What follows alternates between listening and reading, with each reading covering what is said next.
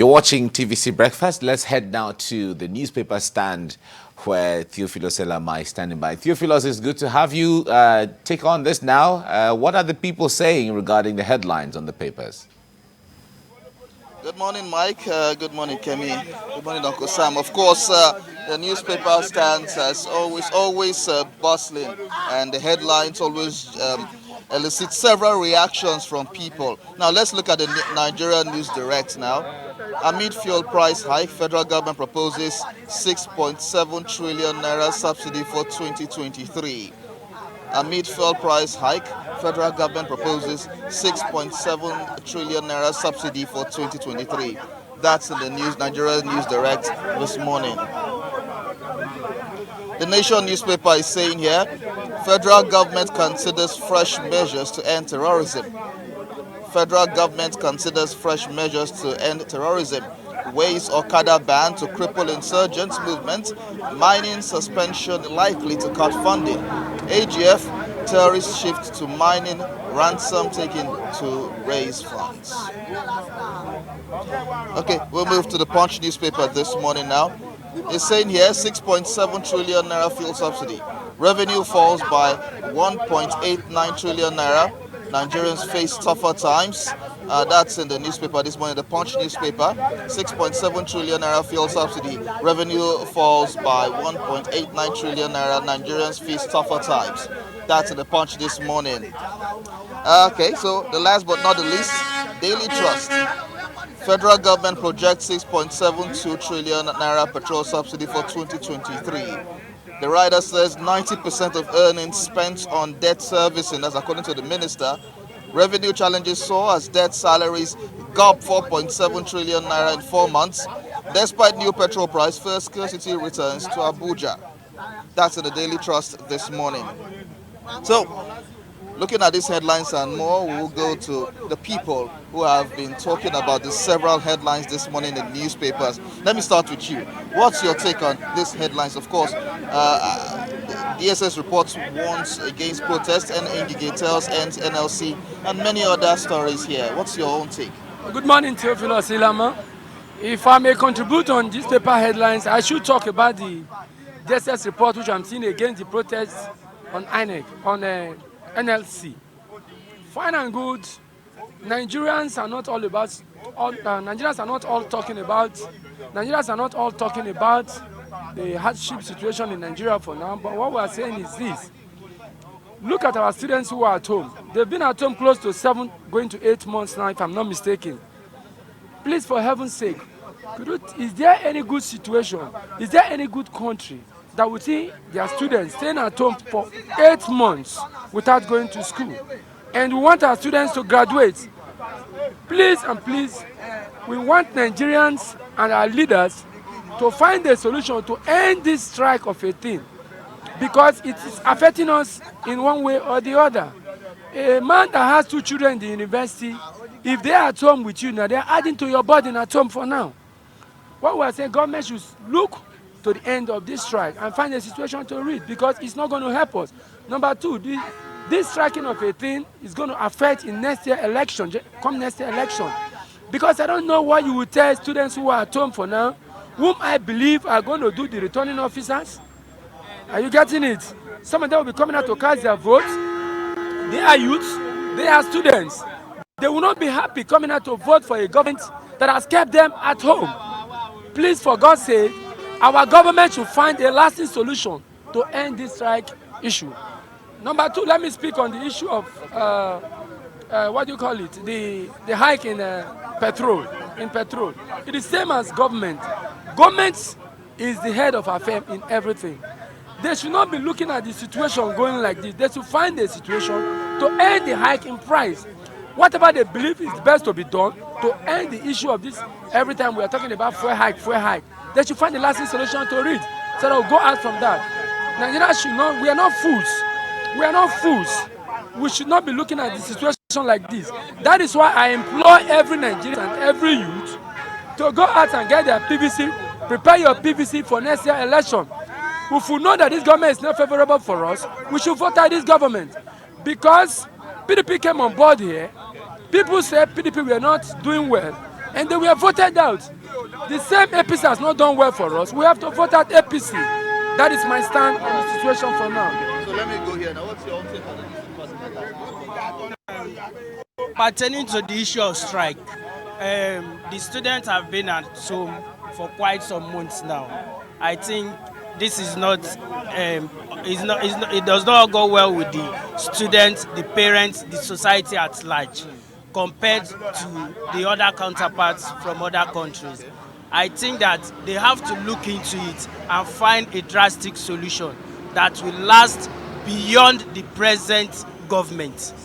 Yeah, because if even currently the JAMB cutoff mark, I mean, it's disheartening compared to previous years, whereby most of these federal universities, you see them cutting 200. I know of one guy that came to school to write post-UME. He scored 199, and they told him that he did not pass JAMB. Unlike today, they are cutting 140 and all that. What are they telling us? The standard of education has been demoralized totally. Let them find let them come to a neutral ground and reach a compromise between Labour and ASU and the federal government. Okay, so let's have more takes on all of this now. Let's have your take on this. Please come. What's your take on the headlines this morning? You've seen everything. You've heard the reactions. Well, my objection is concerning Tinubu Adamant as a reaction to fake clergymen. This is a real embarrassment to our nationhood, whereby somebody who is a flag bearer of a ruling party and now starting lying for a country, that a clergyman and Khan have endorsed him for President 2023. So this party is supposed to be disqualified for feeding any candidate across the nation, because since they have started with lie, I don't know what will be the end if they take over the power. Two, concerning banning Okada and mining activities in Nigeria. It actually. So it is not a solution. The solution, everybody knows that people who are sponsors of Boko Haram and the terrorists in Nigeria are not traditional rulers, are not allies. So that's not that cannot be verified. Well, if it is not verified, they know that in Zamfara state, where they installed a bandit as a traditional ruler in Zamfara state. So the government of Zamfara and the federal government know the Boko Haram, they know the sponsor, they know the will do anything about them. When they started, they called them Northern Youth. Now, before when they asked them to declare them terrorists, they say now they are bandits. Some people are Boko Haram, banning Okada and banning mining activities cannot stop insurgency. Federal government should find what to do about the northern areas so that the insurgency will stop. So breaking the Kuje prison is not, they're not hiding Okada, they're not hiding mining. So they hide in their villages. And their people, their parents know, their traditional rulers know, their governors and their leaders there, they know them. Right. So Bandoka is not a direct way to cope, to stop insurgency in Nigeria. All right. So we'll take more reactions. Now, looking at the headlines, what's your take on a lot of these headlines this morning? Oh, well, I'm just in the headlines, but I think the one that I think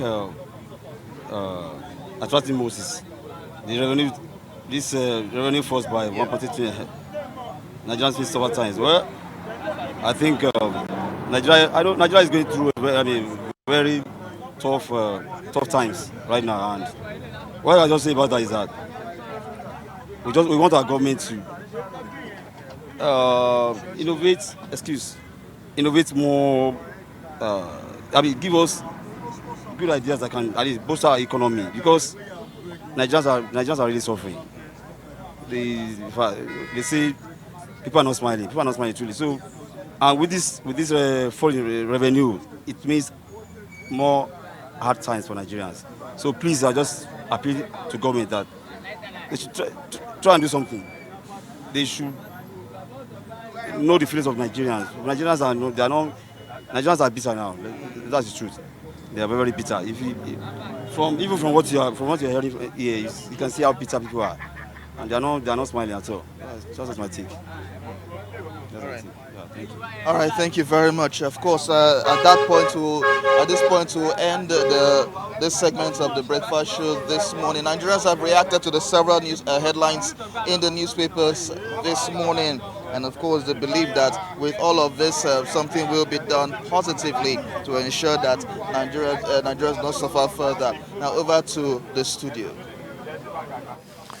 All right, thank you very much, Theophilus, for that engagement with Nigerians at the newspaper stand. Now, we heard them, several of them talked about the ASU strike and calling on government to do everything possible to get the schools back open and students back to school. Now, we all know the implication of that in the long run, where students are home.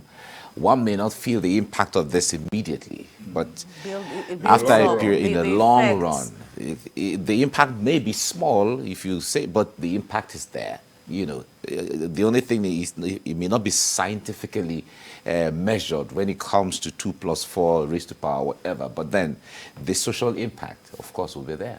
Especially as, you know, these are youth where the level of control over them varies as against the much younger children or wards that parents deal with. These are people who, you know, who claim or who feel entitled to some measure of freedom. Earlier on, you spoke about the rise of worrying cases of drug use, and of course, the youth also are a substantial amount of, you know, the people who use these drugs wrongfully, and of course, as you've said, the effects are really, really long-reaching. For someone to do away with drugs after a reasonable period of usage, of dependence on them, is always a painful process of withdrawing. So, you know, these are things that we hope that in the coming days, ASU, the federal government, will be more agreeable to negotiations and having to ensure that the children get back to school and resume studies. There was also the response to the lead story of the Vanguard about Ashwaju being Adamant, and the guy is saying that Ashwaju agreed that they knew that they were fake pastors. And so I think it was the headline that said that was misleading.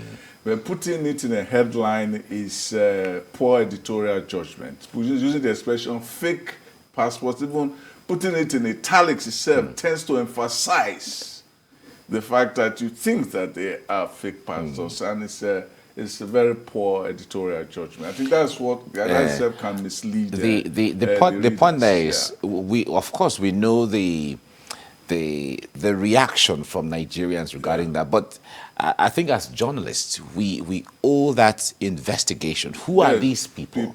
Go and find them out. Find them out instead of some persons may not be comfortable. They don't have to be. The more visible big ones. names, big bishops. They say they are upcoming one. Have you gone to investigate if these people are upcoming one?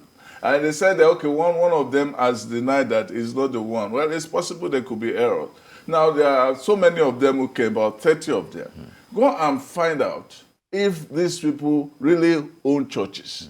Because if you own a church of 5,000 people, doesn't make you more legitimate than one who owns 2.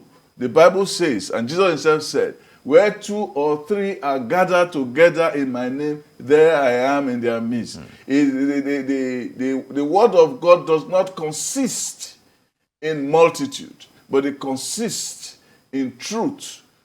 That fact that you have a big church does not mean that God is there with you, that you have big money, you have private jets, you have all kinds of big rostrum, and people interview you all the time. Doesn't mean that you are essentially the child of God.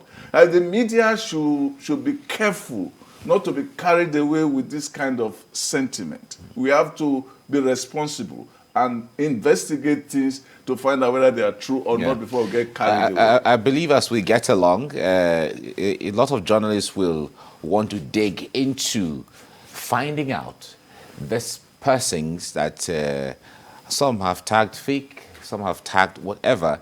Let the facts come out. And then at that time, Nigerians can now say, oh, this was our finding. It's better that way than making conclusions when we haven't they should also investigated investigate whatever the the thing person is. that said it was not there. At least they know that that person was a pastor, was a bishop.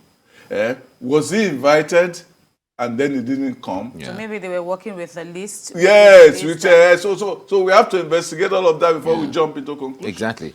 And then there was another statement somebody said there which was misleading, talking about the fact that the traditional rulers in the north were the ones sponsoring insecurity and so on. That is very misleading, and that is not a verified statement to make. Well, at this time, as we draw closer and closer to the general election, the spotlight will also be on the media, knowing that they are indeed accountable to how people weigh or digest information. Exactly. So we really need to, put in more efforts now to ensure that the news we sell are accurate and reliable. All right.